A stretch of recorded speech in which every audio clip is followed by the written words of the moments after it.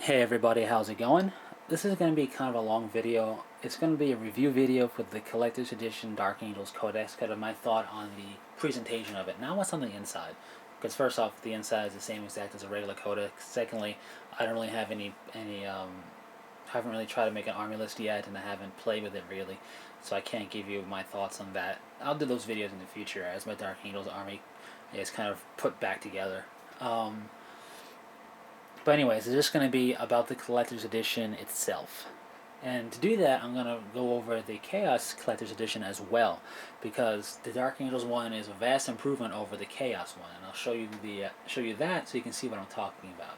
So first up, these are the only two armies that have a 6th edition Codex as of making this video, and it makes sense that these two are the first two to come out, Chaos being the first one, Dark Angels being the second, because Dark Vengeance, the starter set, is Dark Angels and Chaos forces.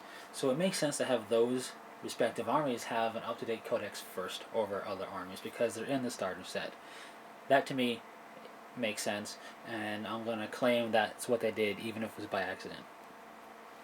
So as such, with the Collector's Edition books that you're going to get from Games Workshop for the Codex, you get a letter. Now the letter is kind of like an authenticity thing, and it is also done in line with the Codex, so it's got fluff writing in it a bit, kind of how you have one of but a few of these books in the entire galaxy. The Dark Angels mention use it to hunt the Fallen or whatever. The Chaos one says how you're a true veteran of the Long War against the Imperium and all that jazz. And then at the bottom of it, it says the number of your book out of the total number made, which is a nice extra touch. It means you have to hold on to these and not lose them, but it's better than just having one out of whatever in the front cover of the book, which it could have easily done. Now, talking about the Chaos one first, when you first look at the Codex cover, you notice that it's the same artwork as the regular Chaos Codex. Only instead of being in color, it's palette swap to be the grayscale. Now, I kind of see what they are going with a bit. It's kind of like the Dark Vengeance box. You got the blood splatter as well, like the Dark Vengeance box, but and you have a cool little red accent for the helmet eyes, the eye lenses, I should say. But it's just the same codex cover, and the reason why this is especially kind of a little bit of a letdown is because it's not even unique for the codex. This was art that was actually used for a Chaos Space Marine novel, firstly.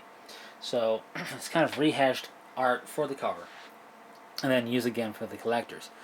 Now, I like the idea that they went with here, the whole gray out with the accent colors. I like the idea a lot, actually. But if they were going to do that for the collectors, they should have made a unique piece of art for the cover of this book, because it is the collector's edition version of it. But that aside, I do like the idea of grayed out with the accent colors there. And then we have the spine, which is very simplistic, just a symbol. I like that. And then we have on the back cover, Death to the False Emperor, some blood splatter up here, and the helmet lenses again as an accent color. And lastly, aside from the bookmark, which we have here, we have the pages are edged in silver. Now, the edging in silver is alright, but because this is so gray heavy, the silver edging kind of doesn't pop as nicely, and you kind of almost don't tell until the light hits it. If they edged the book in red to go with the accent color, I think it would have made the page, the edging of the pages in red, I should say. It would have made the book pop more. It wouldn't have been gaudy, and I think would have definitely been a bit of an eye turner, and maybe make people get it just because that looks really cool, if they're on the fence. So that's the Chaos Space Marine Collector's Edition Codex. They made 1,000 of these. Now, aside from doing the red edging, if they could go back in time, I think they would do it like they did the Dark Angels one, because they did a very good job here. So let's look at that. Now, firstly, they upped the number from 1,000 copies to 2,000 copies, which I think is a good number to stay at. They shouldn't really go much higher. If they do, they should stop at 2,500. It's suitably limited enough, but it's not super limited where if you take a half second to think about it, you lost your chance. It gives you a little bit of breathe room. And breathing room is important sometimes when you're making a purchasing decision. So with that being said, what we have here is a dust jacket on the book. Now, dust jackets, I can take them or leave them. My problem with them is the book kind of slides out pretty easily from the dust jacket, and but that's not this book's fault. That's just dust jackets in general. And dust jackets can get ripped or folded or bent up if you're not careful. So you have to be a little bit more careful when handling a book with a dust jacket. But a dust jacket doubles the amount of artwork you can get on the book, basically. As you can see here, this is the Codex cover art for the regular Codex, and it's fine because it's a dust jacket. It's removable. Now, sometimes dust jackets have the same picture as the hardcover book itself does, but a lot of times they don't. So it kind of doubles what you're getting in terms of eye-catchingness, because you have the dust jacket, you take it off, and the book looks different once you take it off. So just a nice piece of art, and it's different. It's new art for the Dark Angels Codex cover, so that's another plus for it, or at least it's art I haven't seen before used. On the spine we have black on black, Unforgiven, and then the Dark Angel symbol. On the back we have a sword that's glossy, but when you look behind this wall, you look in the background that the sword is on, you see names, and some of them say captured. These are names of the fallen. Another nice little fluffy touch. And a little bookmark. Now let's take the book out of its dust jacket. This is where it shines, because dust jacket removed, we can see that just looking at it before I go into about it, it looks different than a standard Codex. This Chaos 1 looks like a standard Codex. You know it as a Codex when you see it. This one, it looks different. You don't know if it's like a novella in there or if it's a Codex. It just looks almost a bit more important. So I like to look at this a lot. I don't remember the name of the material this Codex cover is made out of, but I've seen it on other hardcover books in bookstores and whatnot. It's comfortable in the hand. It's nice. What we have also is a recessed symbol. The symbol on the front, on the back, on the side of on the spine, I should say, and the writing is all recessed in, so you can feel it when you run your finger across it. And it's done in silver. So on the front cover we have the Deathwing symbol, and it says Never Forget. And on the back we have the Ravenwing symbol, and it says Never Forgive. Two parts of the inner circle that hunt the fallen. That's an inner circle kind of saying. Then we have Unforgiven and the Dark Angel symbol on the spine. Very sleek, very clean. It looks suitably appropriate. It's not in your face and gaudy. It looks like important, and it fits with the Dark Angels feel. It's not in your face craziness. And this is how they should do it. If they did this with the Chaos one, you could have had the Chaos book be red with black Chaos symbol in the center, with some writing like a, I don't know, whatever, some type of Chaos writing in the front.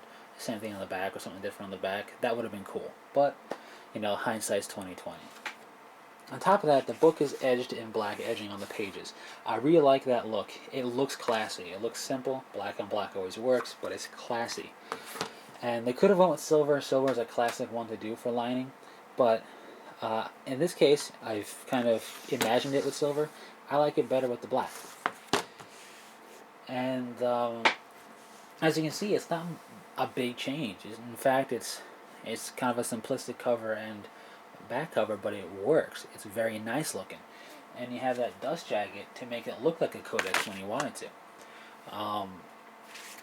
So kind of a very simple thing to do. I'm sure it wasn't too hard for them to figure out, and it instantly, I think, improves the quality of the collector's edition version. This is a much better version than the Chaos one, and the contents, like I said, are the same as the regular Codex. Now, there is one thing I think they can do for this Codex, for a limited edition, collector's edition Codex in the future, that would help make it more enticing for people to buy who maybe were on the fence and didn't buy it and don't really feel like they're missing out on anything, because it is just a cosmetic difference. And that would be to have the reference sheet, which is in the back. If they made this fold-out reference sheet, if they made one that was separate of the book, of course have it in the Codex, you need it to be in the Codex, but if they had it separate of the book as its own kind of heavy cardstock material, and had it as part of the shrink wrapping, don't put it in the book because that could damage the spine, but if they put it on top of the book in the shrink wrap packaging, that would be more enticing, because now you have something that doesn't make it unfair for those with the regular Codex, because they still have all the rules and they still have the reference sheet and everything. But now you have one that's separate from the book. Kind of an extra little perk for having a collector's edition book would be all. But it's not really necessary. I think that would be a big bonus for the books if they have those in the future for the collector's edition. In case Games Workshop people are checking this out, which they're not. But that would be kind of cool. But anyways, that's it for this little video review of the Collector's Edition Dark Angels book. I think they did a good job. In all honesty, I wasn't looking for a miracle. I wasn't looking for something crazy over the top in a Collector's Edition Codex. It's just a Codex, and it's just something that's going to be cosmetic. We knew it was just going to be a cosmetic change because they can't really have something different in the contents of the book. That's not fair and it's not right. So the cosmetic change is different enough. It's not suitably crazy, and it works very well. The book looks good with the dust jacket on, and the dust jacket off. It looks great as well. In fact, it looks a little bit better in my opinion like this because it just feels more important that way. And it looks suitably different from a Codex, like I said before. So, dust jacket on, dust jacket off, whatever it is, you're going to have a cool book look-wise. And it's going to have all the rules a regular book has in it. So, that's it. My overall opinion is I think this is a good version of the book. I definitely felt like I got my money's worth in this case. And hopefully they continue with this idea in the future and have books similar like this for the Tau and the Eldar. Maybe have the Eldar be a blue or something. I don't know. Maybe make this regular Space Marine one in blue or something. Again, I have no idea. But we'll see when it happens, of course. Anyways, that's it for now. Like I said, I'll start talking more about the Dark Angels as I start getting my Dark Angel army back together again and start really looking with the intent to strategize and play this Codex more in depth. I want to start looking at it that way. I'll talk about certain entries here and there as I do that, because why not? But what I can say from a preliminary look, which I've been doing, I like what I see in this Codex. There's a lot of variety. You're going to have the typical power gaming lists out there, but you know what? There's going to be plenty of potent lists out there that'll be different, if I could talk properly, that'll be different than just the one or two that most codices tend to ultimately have you see at tournaments. And part of that fact is the Dark Angels have 3 mini armies in one: the Deathwing, the Ravenwing, and the Battle Companies, or you can mix them together. So I like what I see, and I'm sure there's already some power lists coming out there on the internet for people to copy, but I think if this is anything to go on with future codices, hopefully this will breathe more variety than what we typically see at a normal tournament scene. Anyways, that's pretty much it. So hope you've enjoyed. Thanks. There we go. Thanks for sticking through it. And until next time, take it easy.